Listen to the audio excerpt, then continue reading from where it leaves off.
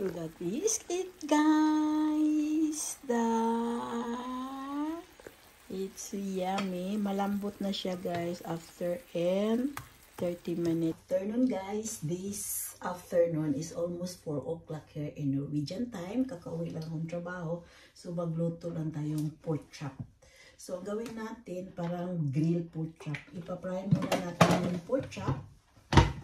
So, mayroon akong pork chop dito. So, i-fry muna natin. Ito na yung pork chop, 4 na piraso. I-fry ko muna. Yan.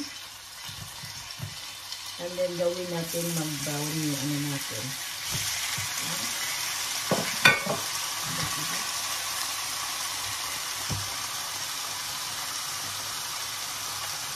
Fry muna natin yan, side by side, to get it brown for it. Na natin. Ano ba, guys? Balik tayo na natin yan. So, yan. Para maluto na siya. Turn another side. Yan. Yes. Yan. And then, ang next natin gagawin, additional lang tayo soy sauce. Add lang tayong soy sauce. Yan. Yan. Add tayong oyster sauce.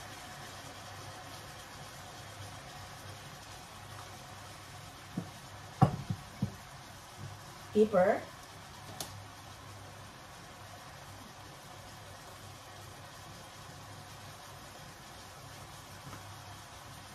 Yung laurel pla, guys. Match.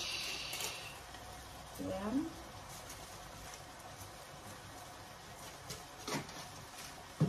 And then, natin, lagyan natin ng tubig. And then, let it to cover. Additional lang tayong garlic, guys. Yan. Baliktarin lang natin ito, guys. Yan. And nilulutuin lang natin hanggang siyang matender siya. Yung karni lalambot yan siya, guys. Yan. Ito bit soy sauce. And then, takpan natin ito. Let it to boil in 30 minutes. Next natin gawin, guys, baliktarin natin ulit, guys, after in 15 minutes. Yan.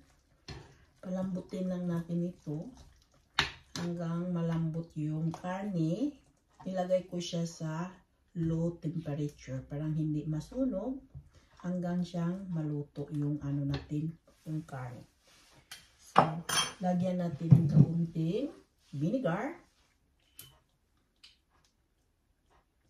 Yung 1 teaspoon yung ano yan lang, ganito lang 1 cup yan. Of course, lagyan natin siya ng sesame oil.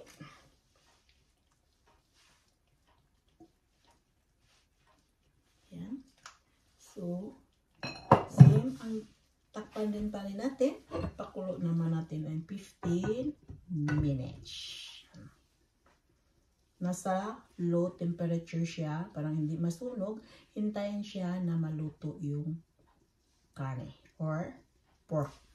Yan. So, number 3 lang, guys. Natin gagawin habang naghihintay tayo sa pinakuluan na pork, mayroon tayong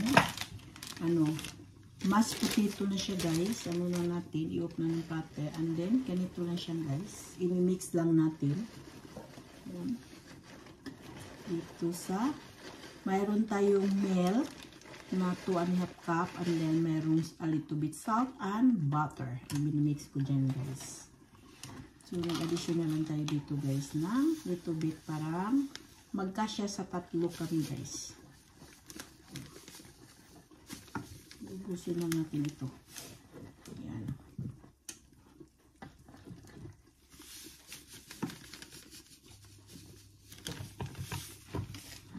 Kunin natin sa platter dahil kukulo siya. So, that is the potato mash. Keep this one, guys. 1.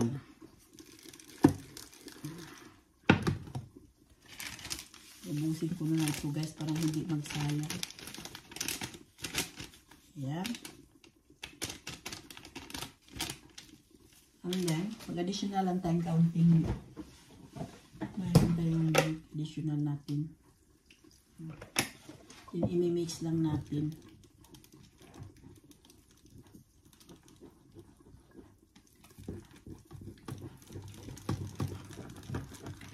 I-mix masyo-misyo lang natin yung luto natin, guys.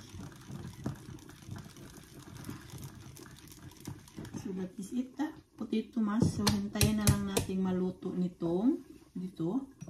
Ayan na ang ano natin. Ikain this pork with mashed potato. So that is it, guys. It's yummy. Malambot na siya, guys, after 30 minutes ang luto natin. Yes, yes. That is yummy. Nag-ano na yung ano niya, yung sauce. Yan. Nag-medyo na yung sauce niya. And this is a little bit sauce. This is the marinade is look like a grilled. That is it, guys. It's yummy. Time to eat. 2 plates. Lagyan na naman natin salad. Salad, guys. Yes, to extra yummy. Yan. And this is it. And the other side also like that. And then mayroon tayong pork chop. Yan, guys. Iyan natin yung pork chop dito. Yan. And then the other one here. Lagyan natin kaunting sauce, guys, to make it extra yummy. And of course, mayroon tayong garlic. Yan lang sa akin, guys, ulam, guys. Okay na yan sa aking ulam, guys. Ito na, kunin ko lang ito. Yan. And then, I have potato mash. Ano natin yung potato mash. Yan. Mayroon tayong potato mash, guys.